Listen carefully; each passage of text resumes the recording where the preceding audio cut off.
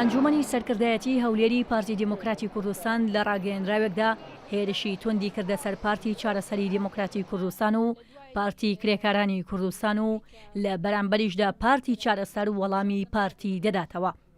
دوای ئەوەی 15 مانگە کۆبوونەوەیەکی ناڕەزایی لەلایەن کۆمەڵەی هیڤی بۆ پشتیوانی قوربانیانی جەنگ لە بەردەم تەلاری پەرلەمانی کوردستاندا لە هەولێر ڕێک خرا و تیایدا داواکرا کە چارەنووسی ئەو ئەندامانەی پەکەکە ئاشکرا بکرێت کە لە ڕۆژی 16/5/1970دا لەلایەن هێزەکانی پارتی دیموکراتی کوردستانەوە بێسەر و شوێن کرا.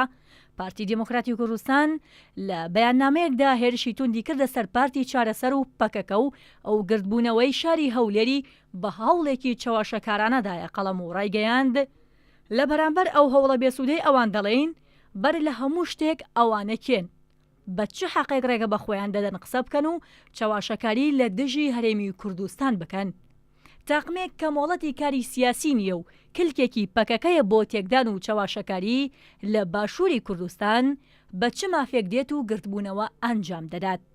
بەیاننامەکەی پارتی سەبارەت بە چارەنووسی ئەو گەریلایەنەی پەکەکەش لە ڕووداوەکەی 16/5/1970 شاری هەولێردا بێ سەر و شوێن کران و لەلایەن پەکەکە و دۆستەکانیەوە بە کۆمەڵکوژینەوەبرا دەڵێت ئەگەر ئەمەیان ڕاست بێت پرسیار ئەوەیە 80 گەریلا لە ناوشاری هەولێر چیان دەکرد ئەگەر بۆ پلان نەبوو بێت ئەو چەکدارانە بۆ لە هەولێر بوون.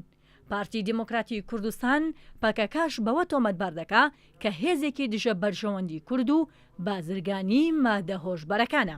پارتی چارەسەری دیموکراتی کوردستان لە وەڵامی ڕاگەیەنراوەکەی پارتیدا لە بەیاننامەیەکدا پارتی بە ئەنجامدانی کۆمەڵکوژی تۆمەتبار دەکات و دەڵێت ژمارەیەکی زۆری دانیشتوانی شاری هەولێر شایەتی ئەوە دەدەن کە ئەم کەسانە بە بەرچاوی خەڵکەوە شەید کراون و پاشان لە گۆڕی بە کۆمەڵدا لە هەولێر شاردراونەتەوە.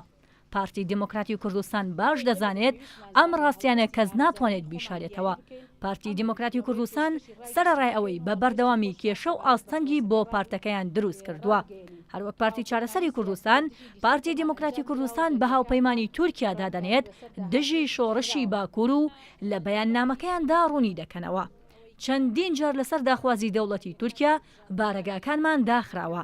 سووتانی دەنگەکانیشمان لە هەڵبژاردننی 21 نوێی 2013 هەر بە هەمان مەبەست بوو کە داخوازی تورکیایان پێک هێناوە.